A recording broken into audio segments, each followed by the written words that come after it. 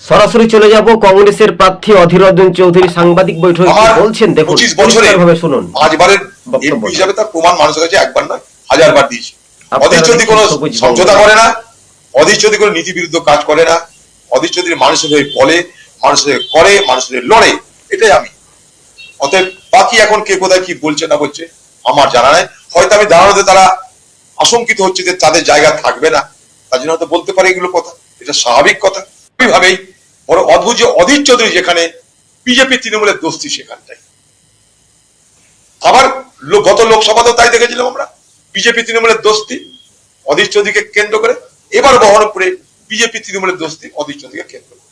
দুর্ভাগ্য এটা আমাদের হচ্ছে, সেটা হচ্ছে যে এর আগে আমাকে ভোটে হারানোর জন্য এই বহরমপুর লোকসভাতে আপনারা দেখেছেন দুই দল মিলে দাঙ্গা তৈরি করে, দাঙ্গার বাতাবরণ তৈরি করে একে অপরের পরিপূরক হিসেবে কাজ করেছিল। লক্ষ্য অধীর চৌধুরীকে হারানো, এবারেও তাই, লক্ষ্য অধীর চৌধুরীকে হারানো, উভয় দলেরই লক্ষ্য তাই। কারণ অধীর চৌধুরী যেন হারে।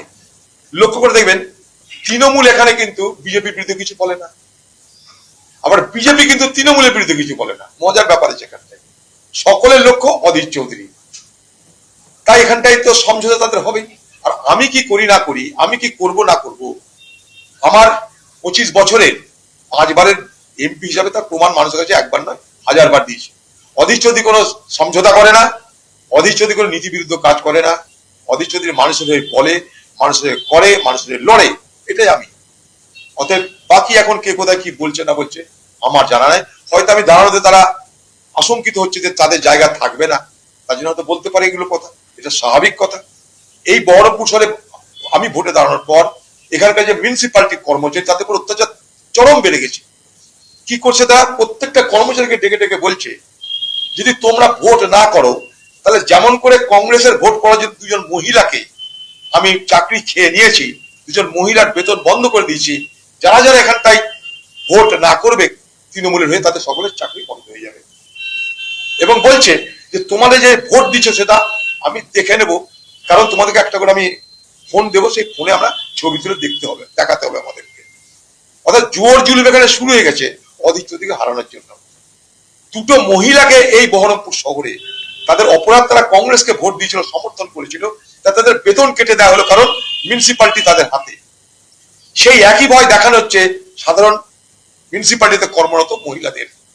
তো এই বাংলায় মহিলা মুখ্যমন্ত্রী হয়ে তার দলের নেতারা আপনারা তখন অধীর চৌধুরীর বক্তব্যটা শুনতে পেলেন। 2026-এর বিধানসভা নির্বাচনে এবার 1 ইঞ্চি জমি ছাড়তে রাজি নয় কংগ্রেস।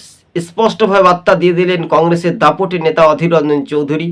30 বছর পর প্রথম পা রাখছেন এবার বিধানসভায়, নির্বাচিত হতে যাচ্ছেন, শুধু সময়ের অপেক্ষা। বহরমপুরের মানুষের জন্য একটা উপহার দিলেন এবং শাসক দলের বহু ভোটার তৃণমূল ছেড়ে কংগ্রেসে ফিরছে, এই প্রতিক্রিয়াগুলো আগেই শোনা যাচ্ছিল।